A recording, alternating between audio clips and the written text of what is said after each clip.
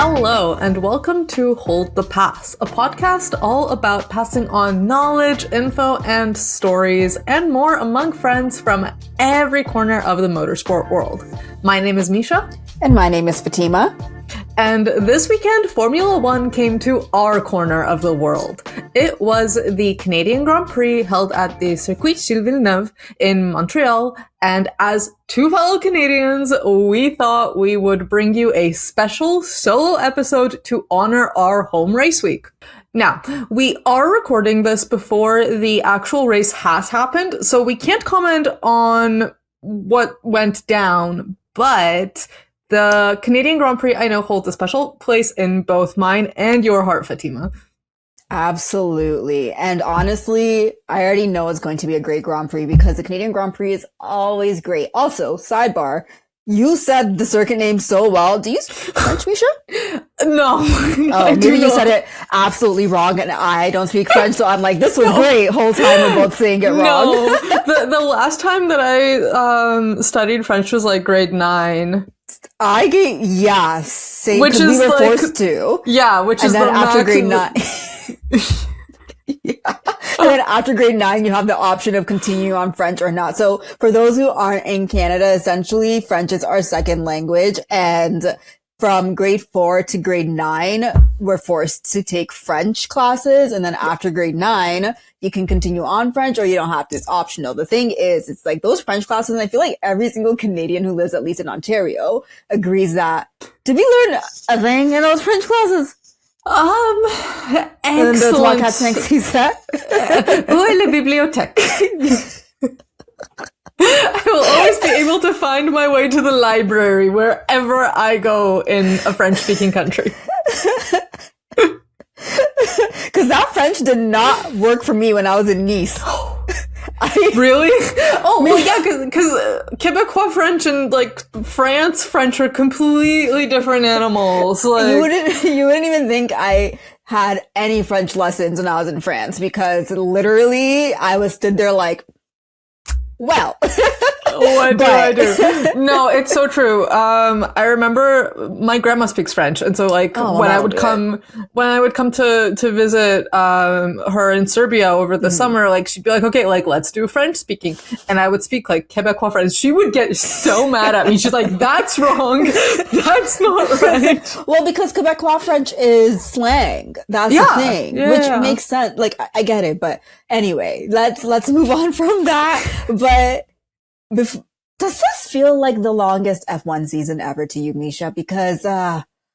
Honestly, it does. It feels like it hasn't even started, but it's almost June. I'm so confused. Like, we've only had this Canadian Grand Prix is going to be our 5th race of the season, I think. Which I think understandably, because obviously there was 2 races that were canceled. But the fact that it's almost June and we're only on our 5th race of the season is absolutely insane. And what makes me even laugh harder is because Formula One holding the Canadian Grand Prix in May, like typically it's not held this early. Is that correct?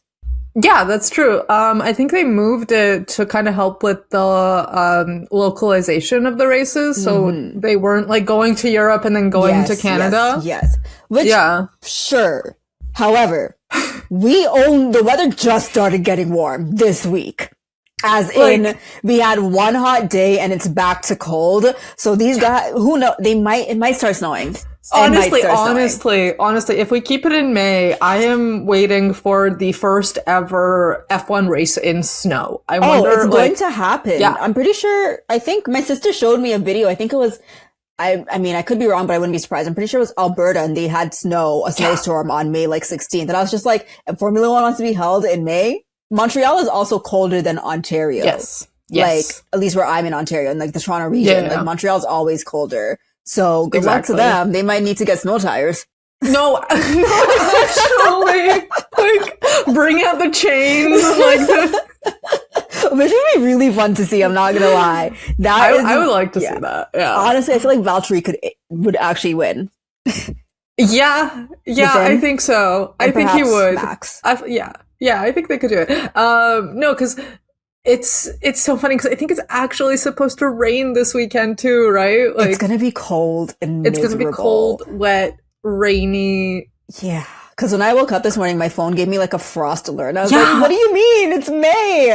Yeah. And we had like a massive thunderstorm alert like yesterday. Yeah. So I'm really curious. But because this is our home race, I have to say, hopefully we will be in attendance next year. Fingers crossed. That would be amazing.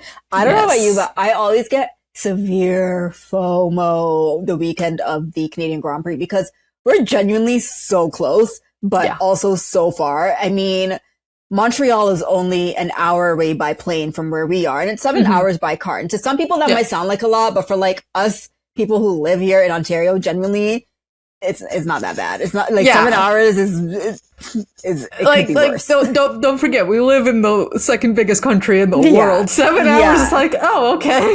Yeah, and like it's from Toronto to like Montreal, you're literally just driving. Once you get on the 401, you're just like driving straight. Yeah. Oh my God, yeah. And I think all of us have done that drive in some way or another. I remember doing it on a bus. I've done it on a bus before. Yeah. It's brutal. It's brutal. It's brutal, but you'd love it anyway. Because the thing is, I know we're kind of getting off topic, but like, I need to talk about this. The thing is, it's so much cheaper to drive. Flying in Canada is so expensive. Yeah. Locally, yeah, it is. It's so expensive. It is not worth. No. Like, sure, it's an hour, but you're spending so much money when I can just do the drive and pay for gas and like maybe some snacks, but like I can also bring my snacks with me. So that's why a lot of people in Canada drive to their destinations because it's just, you're just saving so much money. Exactly. There's also a train to Montreal, which I think is a bit like it's somewhere in between. It's also, Virial is also very expensive though too. It is. Yeah, that's the issue. Yeah. So it's like, what can we do? Next year, road trip. I'm so down. Let's down. You know I hate driving and you can't drive, so I'm gonna have to do this. Look, I have a year to learn. you better learn. You better learn. Oh my God. I will do it. But for this podcast. Thank you. I appreciate it so much. And the thing about Montreal, just for you, is it's very hilly, like very hilly, and it's all one way. So drive in Hamilton for a bit, get a lay of the land, because Hamilton's all one way. So, you know. We'll go driving through the streets of Hamilton. Streets of Hamilton. Terrible roads. That's all I'm going to say. God.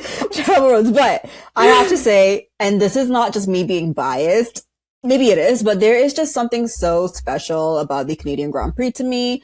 It honestly just always feels so authentically Formula One to me. It gives me a sense of nostalgia that I don't get from a lot of the other circuits that Formula One goes to. And I have the same feeling with the British Grand Prix as well. And I'm not sure what it is about the Canadian Grand Prix. Again, it could be my own bias because I'm Canadian, but I do think that there is something really nostalgic and special about having a Formula One race in Canada. Yeah, I agree. It's very, I think part of it is also the circuit itself because it's a beautiful circuit. It's so beautiful. My best friend got married there. Really? Yeah. Like, so because they have a venue. So like when we did the drive over, you got to drive on the actual racetrack and like, you're like whipping your car around to get to the venue. And like, cause it's a public place that's open half of the year as well. So like, there's a lot of nature there. So people go on their walks there. They go on bike rides, but it's generally such a beautiful circuit, like you said. Yeah, and like I think you can actually like bike the actual like you said, the circuit, because wasn't it originally intended, because it's on the island, wasn't it originally intended as like a nature reserve or something like that? See, I don't know, but that actually tracks, because if you go there, like it gives. Yeah, right. Like and think of all the groundhogs and like the animals we get at the Canadian Grand Prix. Like rest in peace, little friends. Little friends. You deserve better. Fingers crossed for nothing this year. Yeah, fingers crossed. But we did do a collab post earlier this week. If you guys haven't seen it yet, definitely check it out.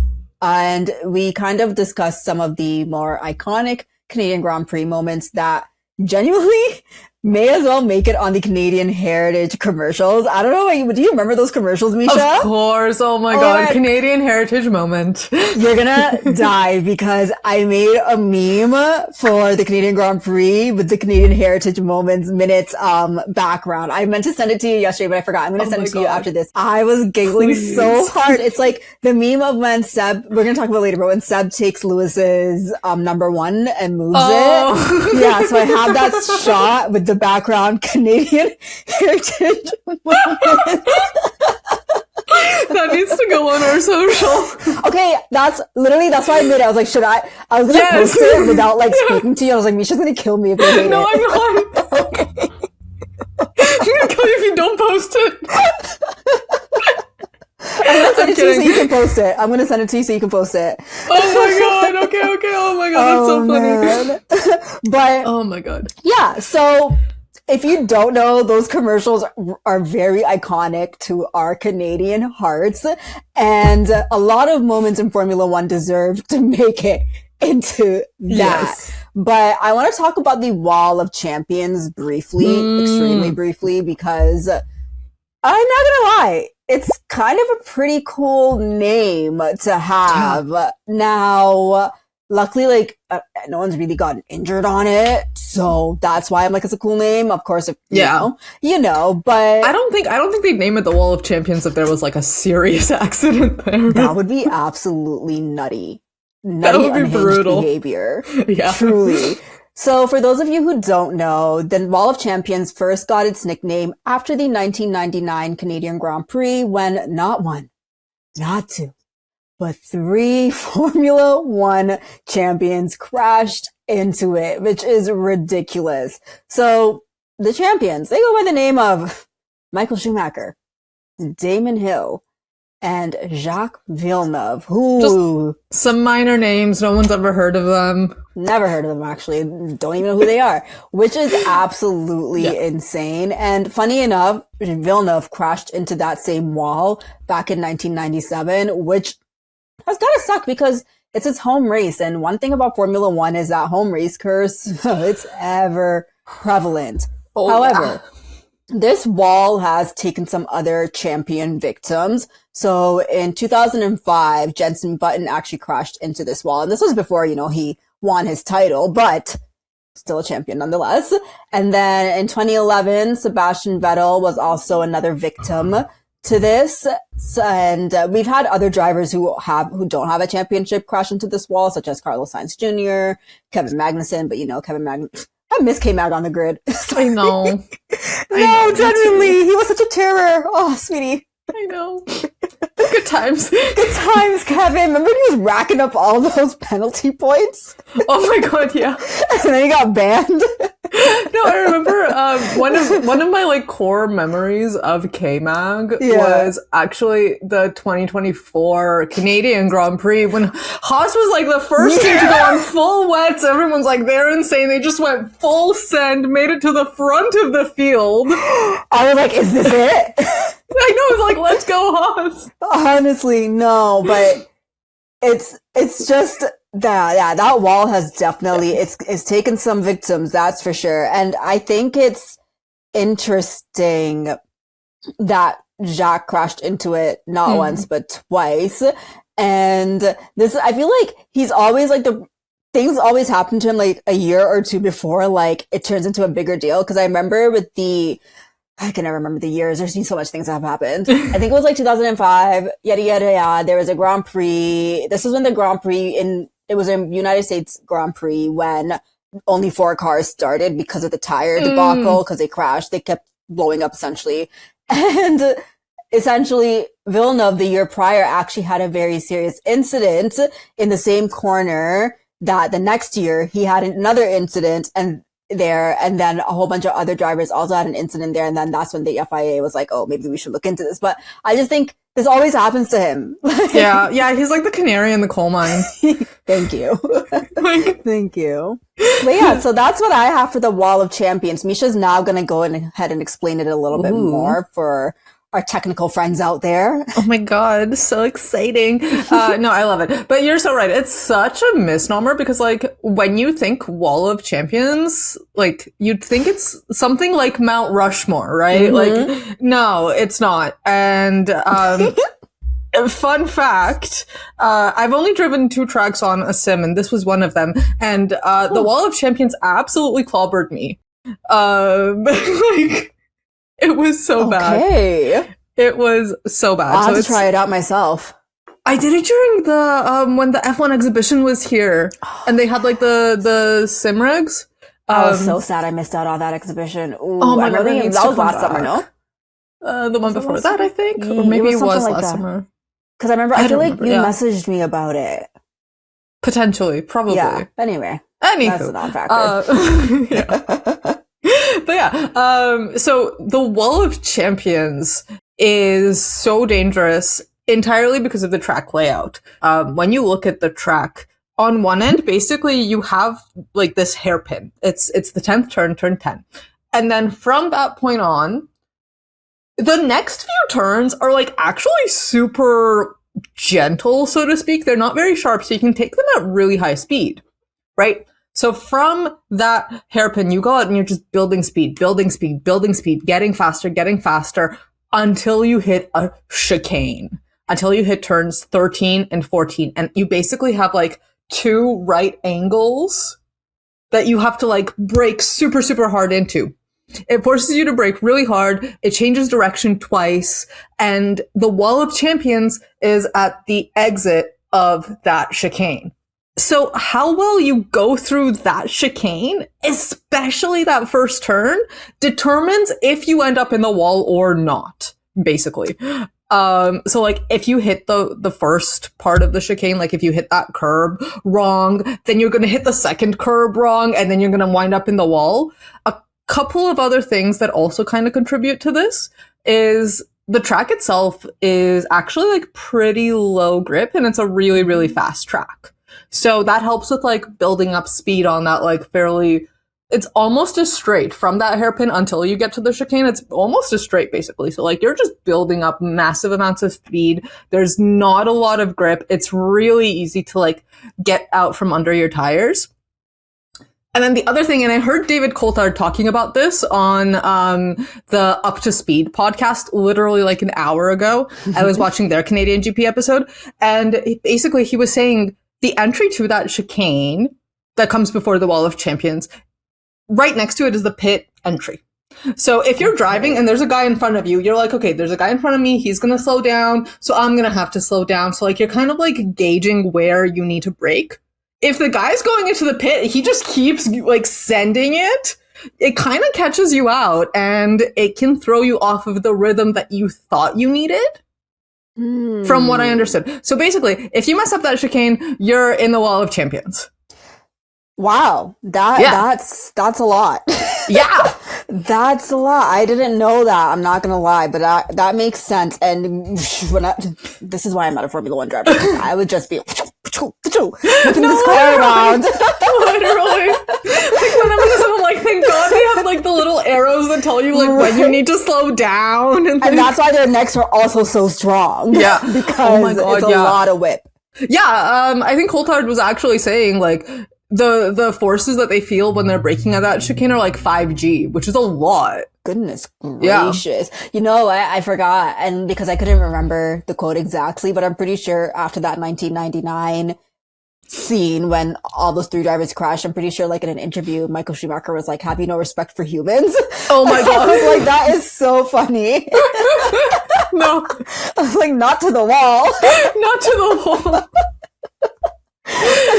But yeah, that's I don't think he was a fan of the idea of putting a massive slab of concrete right at the exit. I mean, it's dangerous. It's so dangerous. It is dangerous, so I can't, like... It's so dangerous. Like, it kind of makes the circuit feel almost like a street track, doesn't it?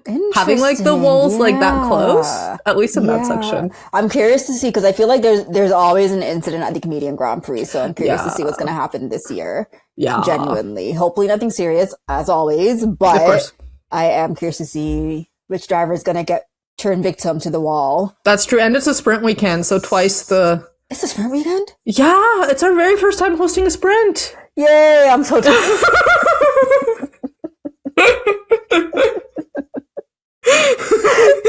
Crying, yay! What do you mean? Tears of joy.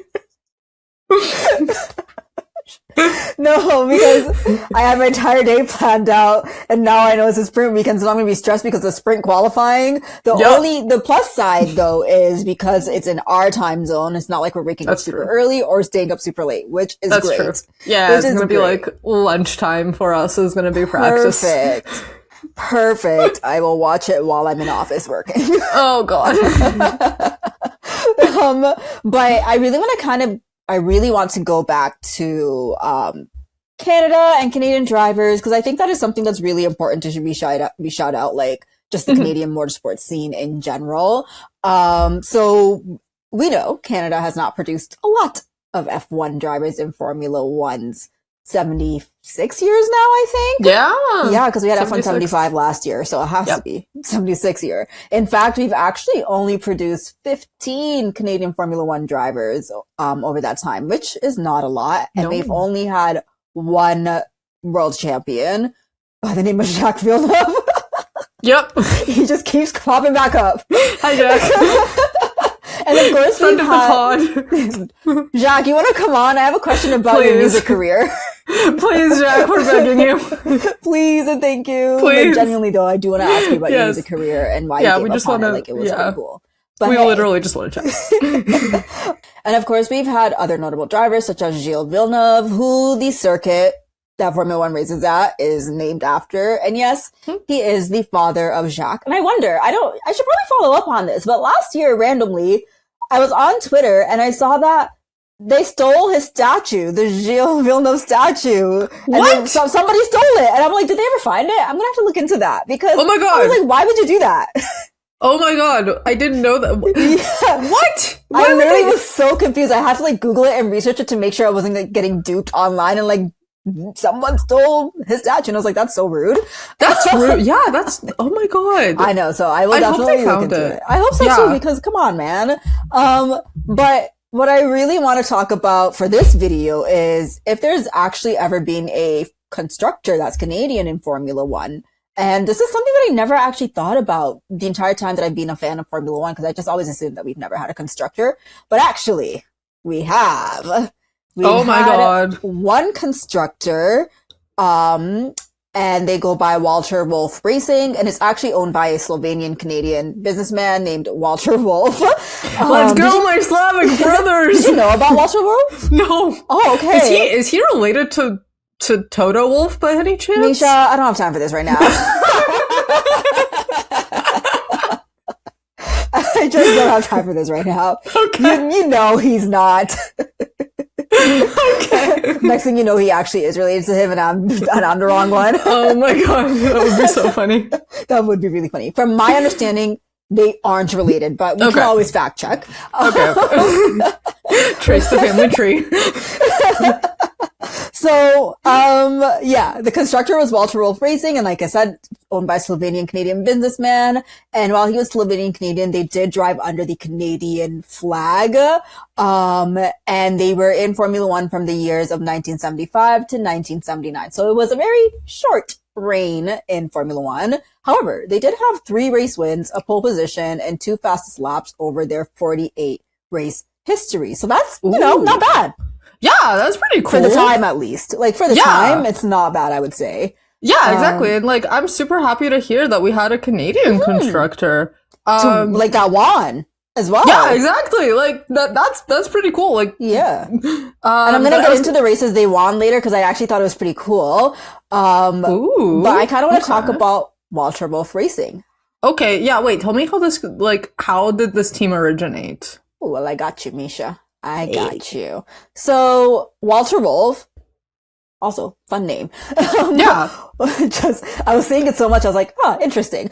Walter Wolf was a frequent visitor of Formula One races. He was just a fan of motorsport in general, and actually, his original plan was to bring Lamborghini into Formula One. However, that did fall through they weren't having it.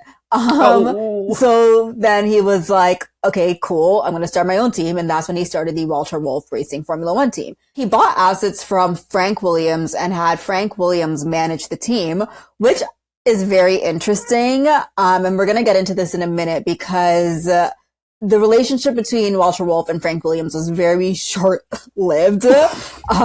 So he bought the assets from Frank Williams, and he also purchased the assets from Hesketh Racing, and they ended up driving a modified Cosworth-powered Hesketh 308C, which became known as the Wolf-Williams FW05. And as I said, the partnership was very short-lived after a very disappointing 1976 season, where they failed to enter many races throughout the year to qualify, actually, not even enter, just to qualify. Oh my God. And so they parted ways and Wolf restructured the team completely. So this was in 1976. So this was actually prior to the Williams team being part of Formula One.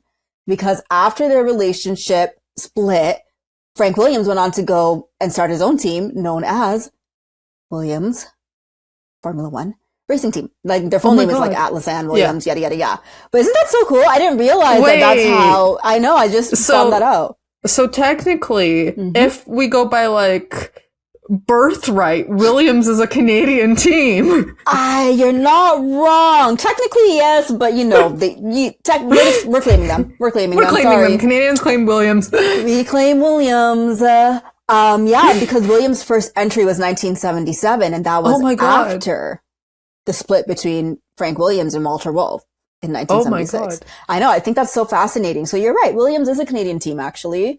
I guess I'll be rooting for them this weekend. Okay, let's go. Let's go. I knew I was right to cheer for Williams. Come on, Carlos Sainz. I forgot he drove for them, actually. That's how long we've been away from Formula One. Yeah.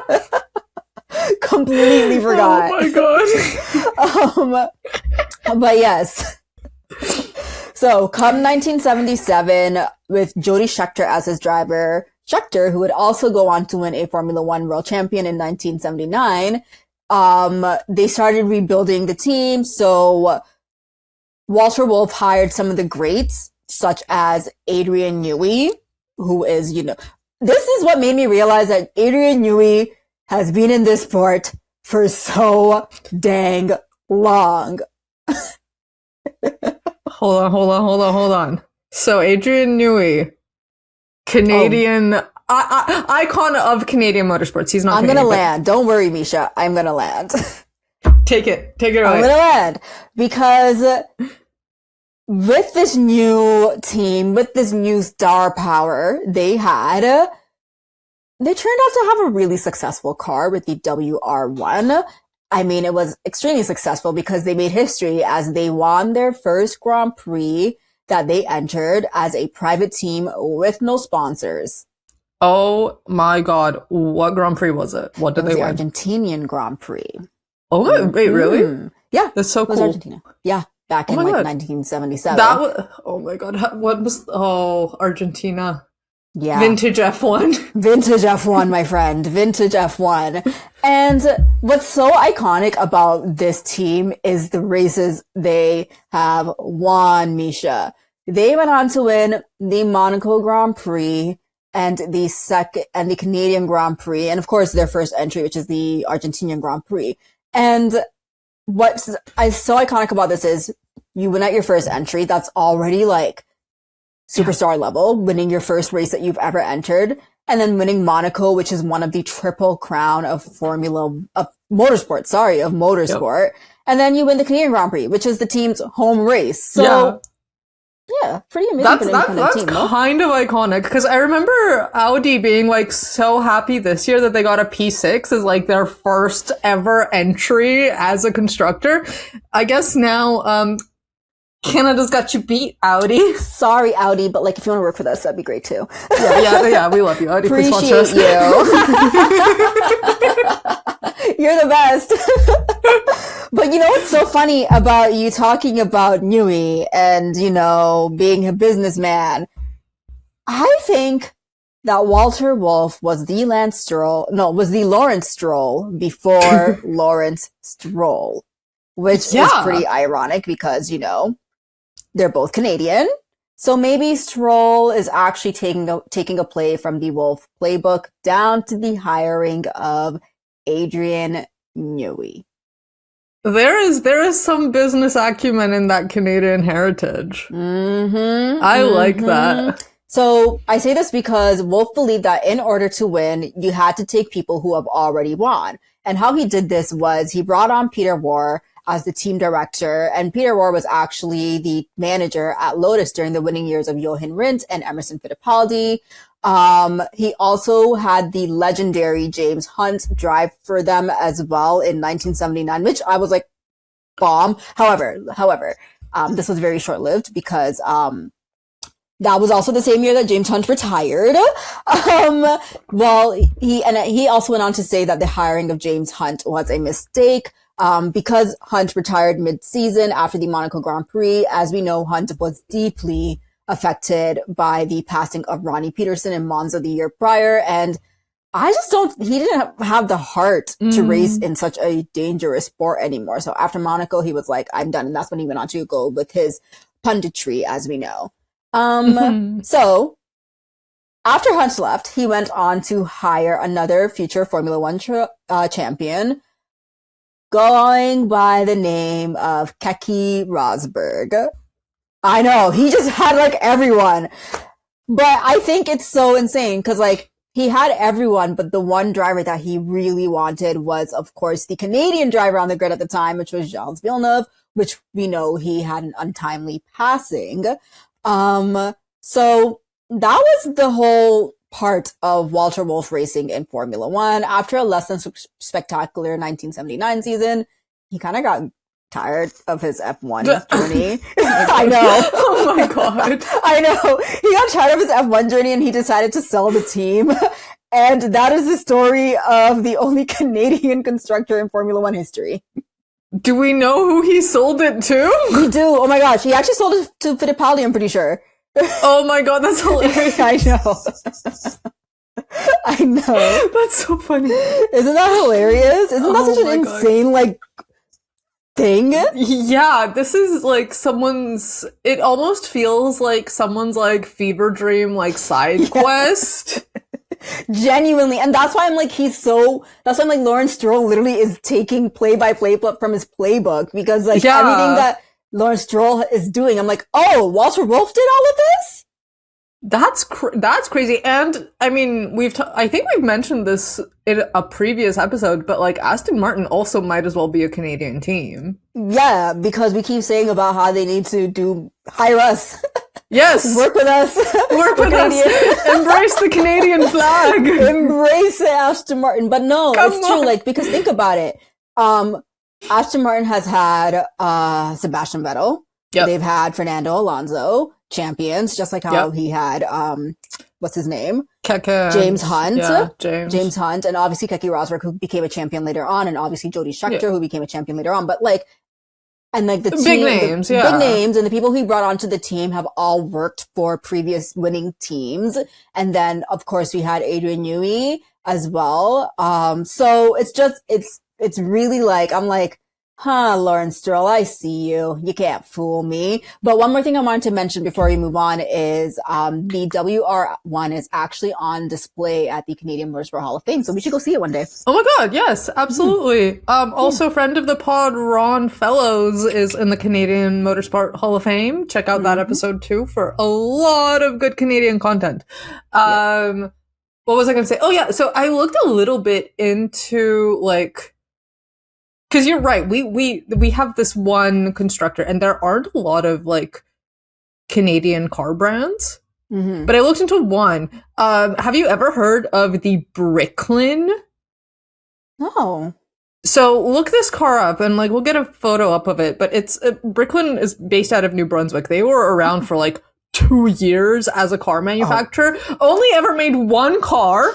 It was the SV1. It was a sports car, and SV stands for safety vehicle. That's so funny. I'm seeing it. So it was like a safety-centric sports car. It had like the crazy doors that open up top like wings.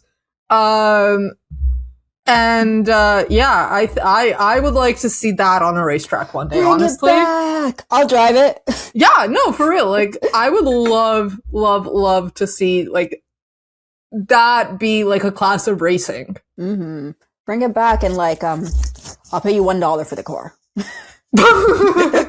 Oh my god, a single dollar. Or sponsor us. We'll advertise your car for you. This entire episode has us being like, sponsor us. Look, we need something. We're doing the best we can with what we got. Yeah.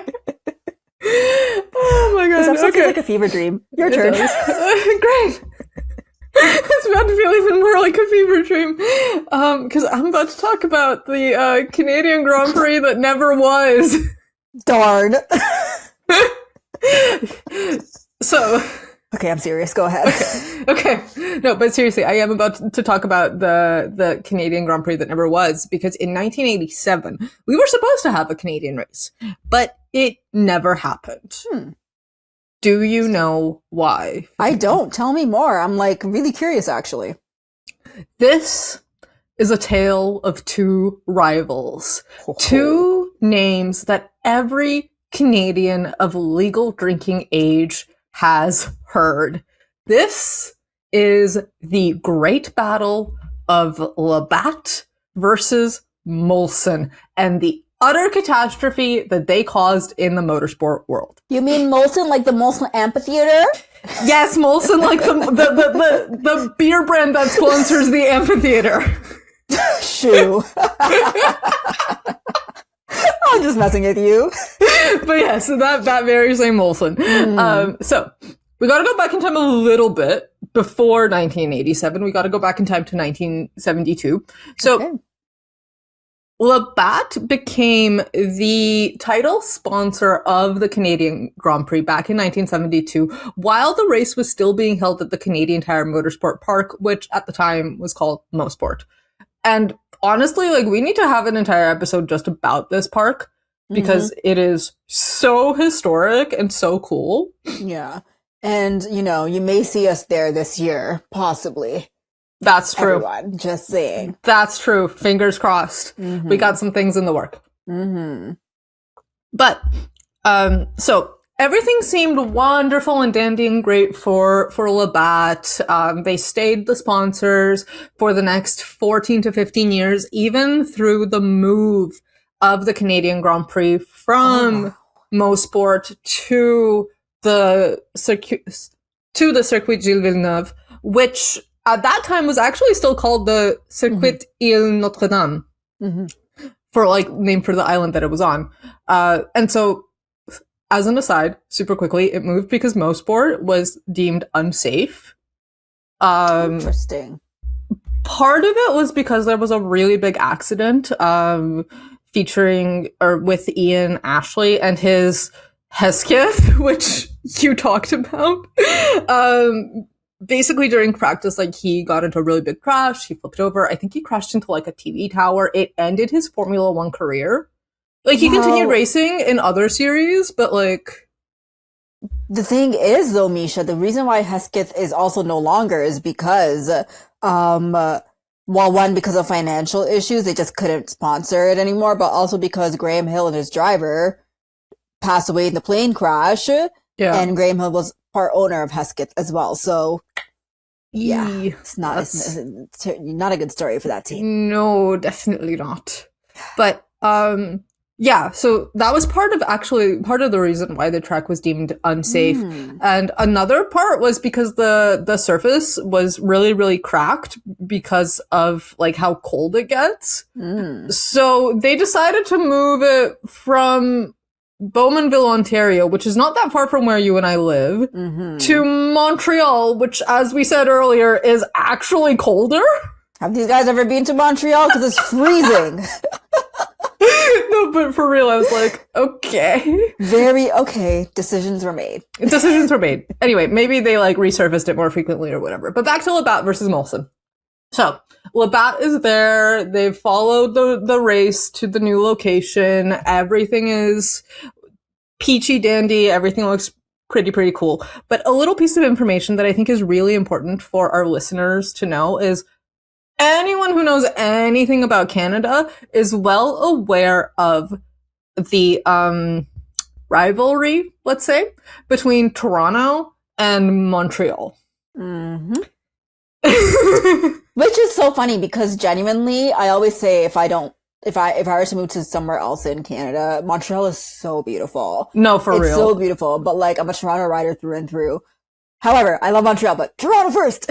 I know, right?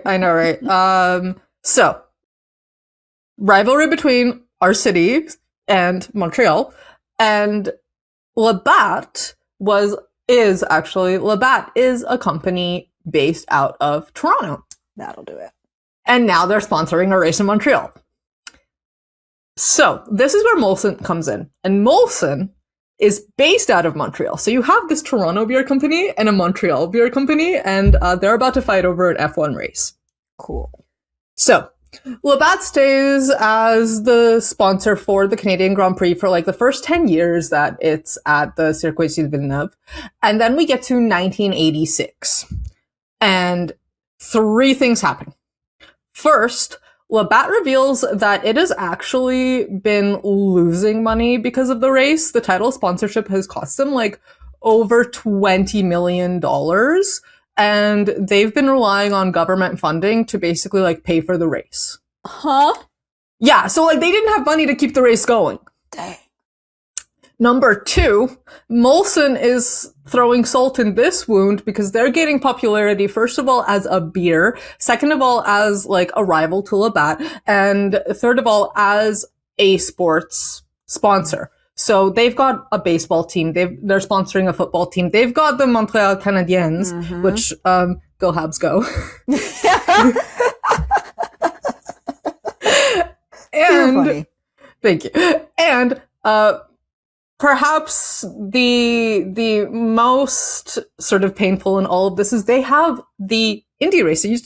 Until not that long ago, it was the Molson Indy. So meanwhile, Labatt only has F1. And that's it. So Molson has this like massive roster of sports teams, and Labatt has just like one thing. I mean, that's a pretty big thing, I'm not gonna lie. It's a pretty big thing, but it was a big thing. Exactly, like they don't have the money to fund it, but they got it. You know? Yeah.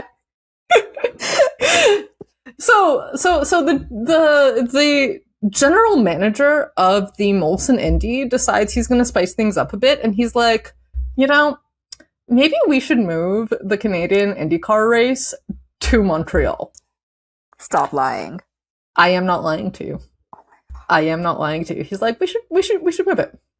So that's the second thing. Thing number 3 that happens in 1986 is a man named Jack Long, who is hired by Bernie Eccleston to be the promoter of the Canadian F1 race. He's a dude from California, but he sees what's going on with Labatt, he sees what's going on with Molson, and he's like, I want those guys.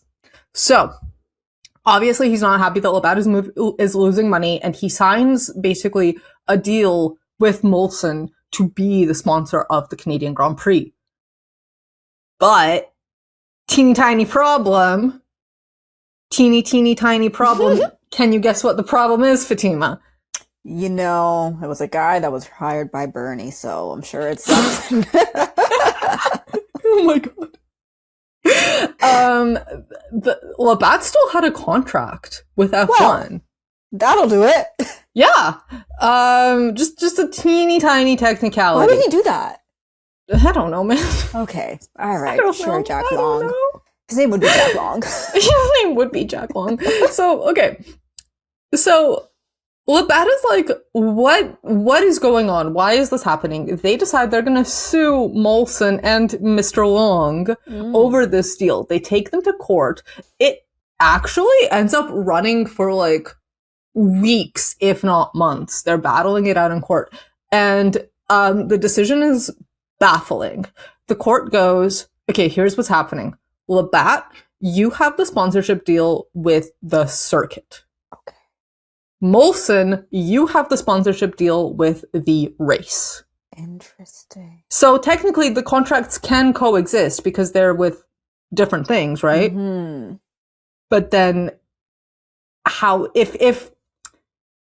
how do you reconcile those two things? Because Labatt is technically the only motorsport Labatt has the only rights to host a motorsport event at that circuit. Interesting. So this gets so messy that your bestie Bernie Eccleston gets so fed up with it, he just rage quits. Whatever, Bernie. He literally goes, you know what? This is way too messy. I've had enough. This is stupid. There are other venues that this isn't happening at that I need to be paying attention to.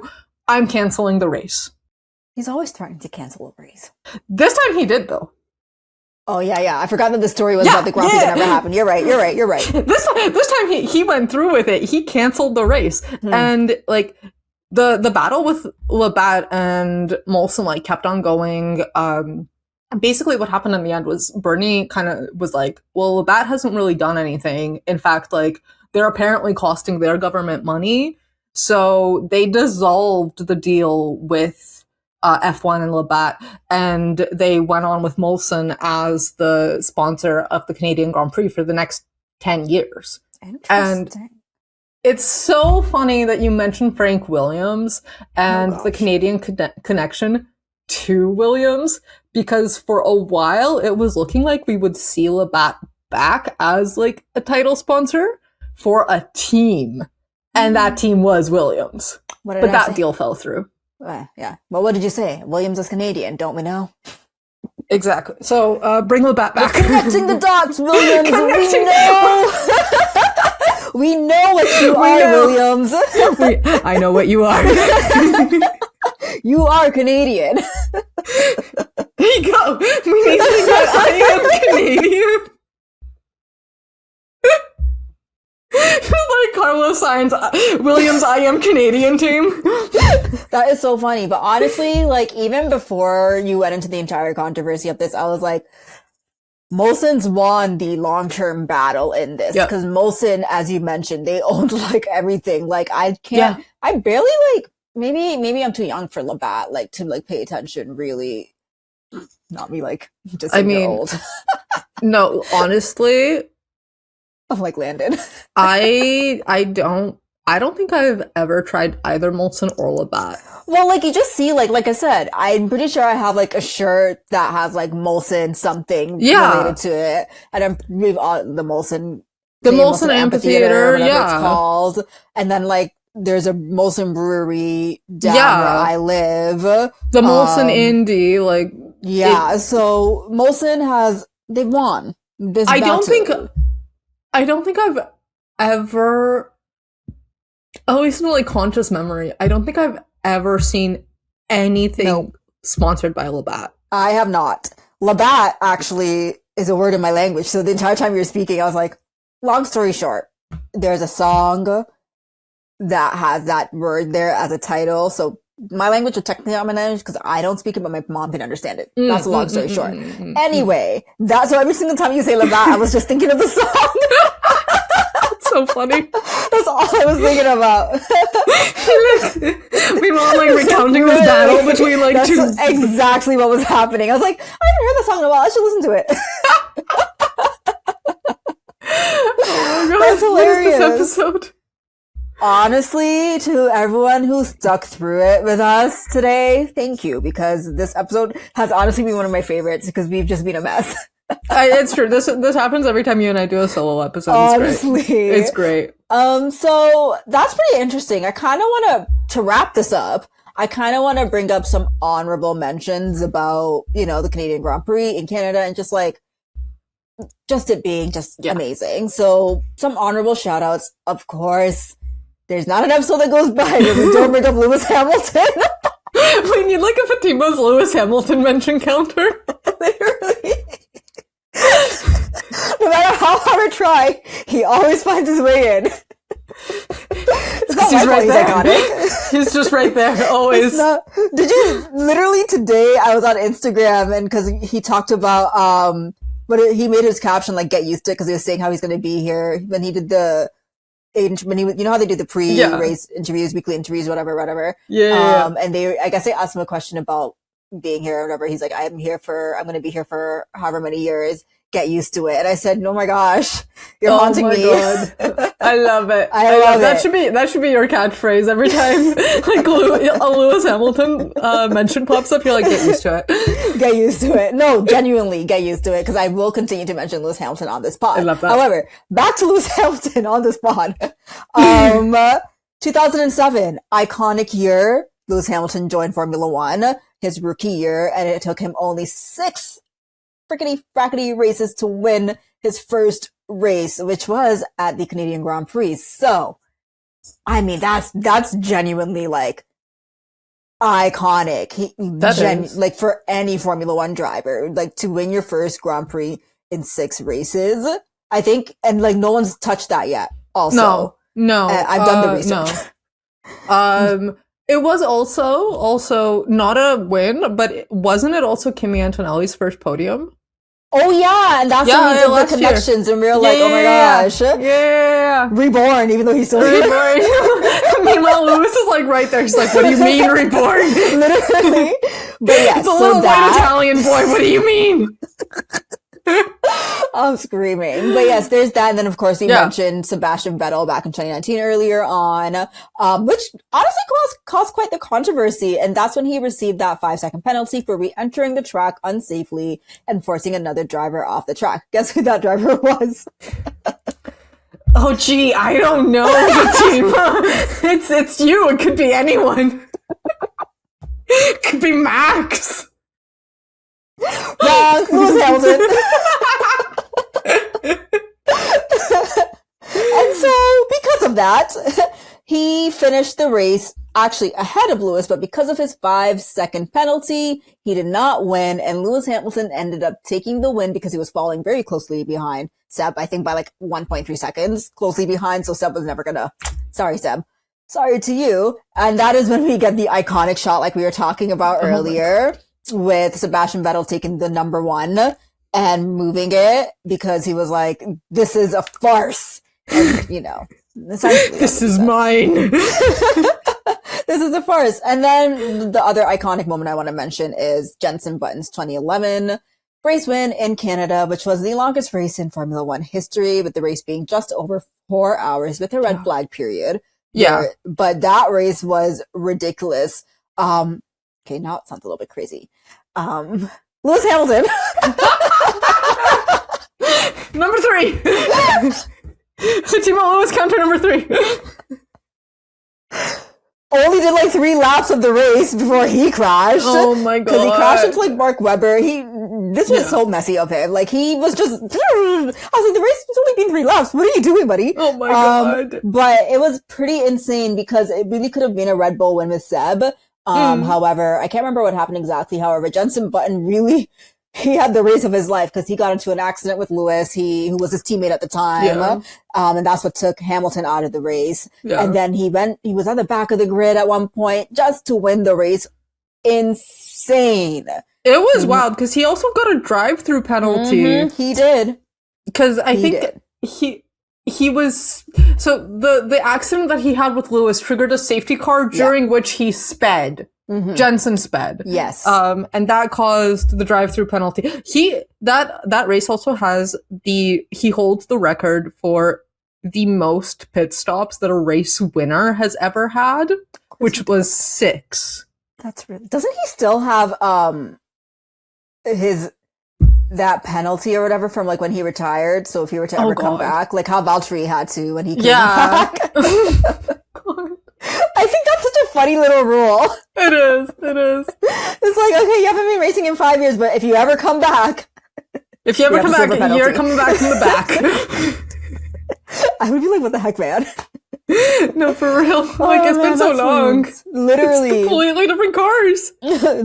Genuinely. Yeah. Completely different cars. But that is all we have today for the Canadian Grand Prix. Like we said, this has been a very insane episode, but honestly, I wouldn't have it any other way. It's our home race, so we deserve all the laughs. And for all the people who are in Canada, obviously this video is coming out after the fact, but I hope the people who went to Montreal. I hope you guys enjoyed all the beaver tails, all the Canadian bagels, all the poutine, and all the maple syrup, because truly, beaver tails, and I love a good Montreal bagel. I'm obsessed with bagels. I don't know if you know this. Bagels are genuine. I love bagels. Oh, thank God. I love bagels. I love bagels. So I'm jealous of everyone who's in Montreal. I actually remember Nicholas Hamilton was in Montreal, I think last year or whatever. And he went to, what's it called? St. Vitor's Bagels. And he took some back with him to the UK. And I said, yeah. Oh my God. That's right. Cause those bagels are so good. And like they ship to Ontario and stuff. And like, I'm always tempted to just like order a box of them. I don't, because I have a shop near me that sells them, but I'm always tempted. Oh my God. I love a good bagel. Oh, quickly, side note. Yeah. Speaking of drivers in Canada, did you see that Yuki Tsunoda was in Ottawa 2 days ago? I did not. Somebody saw him in Ottawa just hanging out. What the heck? He could have come visited us, Yuki. Yeah, Yuki. Oh, before we end, I have to make a PSA. Nicholas Latifi, if you're hearing this, please come on our pod so we can interview you. We are fans of yours, and I just think it's very interesting the pivot you took with your career after you retired from Formula One, or after you stepped back from motorsport, should I say. And we would love to interview you about your journey in school and how navigating this new era of your career has been like. So, Nicholas Latifi, if you're hearing this, please come on our pod. We love amplifying Canadian talent. We do. We've had Ron Fellows. Shout out to Ron. We've had Alana. Shout out to Alana. And we would also love to have you. Thank you very much. Anything you want to add, Misha? It would be a great honor to have an amazing figure in Canadian motorsports like you, Mr. Latifi. So please join us one day. And we'll also send you the questions so you can vet them beforehand. Yes, exactly. Don't worry. We're professional, we promise. And that's all we have for you all today. Thank you so much to everyone who sat here and watched this. And if you're listening, thank you so much to everyone who's listening on audio. I have been your host, Fatima. And I have been your host, Misha. And this has been the Hold the Pass podcast. Please don't forget to like, comment, and subscribe, and share it with your friends. Also share it with Nicholas Latifi. Thank you very much. Please. And you can find us at Instagram at Hold the Pass Pod, TikTok at Hold the Pass Pod, and anywhere you listen to your podcast from. And you can also reach out to us at holdthepasspodcast@gmail.com. Thank you all so much and have a wonderful, wonderful day. Bye.